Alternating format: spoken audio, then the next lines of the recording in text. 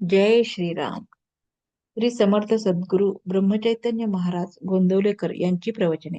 28 जानेवारी. आजचा विषय अकर्तेपणाने नाम घ्यावे. काही न करणे, आपण काही करीत आहोत किंवा आपल्याला काही करायचे आहे असे न वाटणे, हाच परमार्थ. पण स्वस्थ बसायला लावणे ही तुरुंगात मोठी शिक्षा समजतात. देहाने मनाने एकसारखी चळवळ करण्याची आपल्याला सवय लागली आहे. देहाला स्वस्थ बसायला लावणे कठीण, मनाला स्वस्थ बसायला लावणे त्यापेक्षा कठीण, आणि देह कर्म करीत असताना मनाला स्वस्थ बसविणे हे अत्यंत कठीण. मनाला खरे म्हटले तर स्वास्थ्य हवे, पण ते मिळवण्याकरिता साधन करणे म्हणजे प्रयत्न करणे जरूर आहे. मनाचे स्वास्थ्य बिघडायला कारणे काय ती पाहू. पहिले, आपल्या इच्छेविरुद्ध गोष्ट होणे.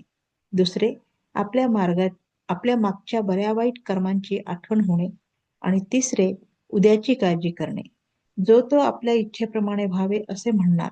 सर्वजण तुमच्याच इच्छेप्रमाणे कसे चालतील? तुमच्या इच्छेविरुद्ध गोष्टी होणारच. तेव्हा स्वास्थ्य बिघडू न द्यायला आपली इच्छाच नाहीशी करावी. कोणतीही वस्तू मिळावी ही बुद्धी नाही ठेवू. हाव सोडावी, लोकांची आस सोडावी, अभिमान सोडून कर्म करीत राहावे. प्रयत्न करून यश आले नाही म्हणजे दुःख होते, स्वास्थ्य बिघडते. मी केलेच नाही म्हटले म्हणजे कुठले दुःख? प्रयत्न करून जे काही होते ते रामाच्या इच्छेने झाले म्हणावे.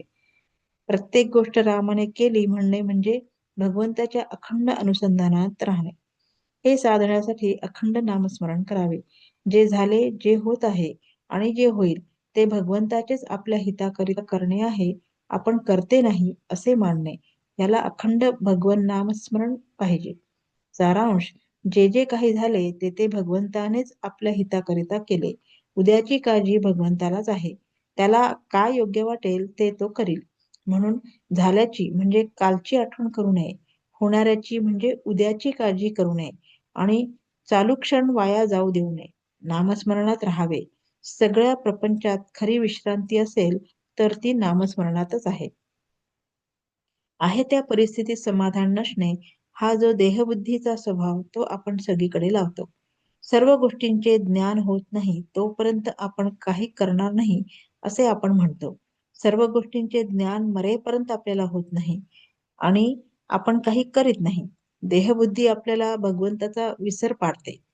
या देहबुद्धीवर आपण नामाच्या मंत्राचे पाणी शिंपडू म्हणजे तिची वाढ होणार नाही. बोधवाक्य: मन परमेश्वराच्या ठिकाणी स्थिर करावे आणि देहाने प्रपंचाच्या गोष्टी कराव्या. जय श्रीराम.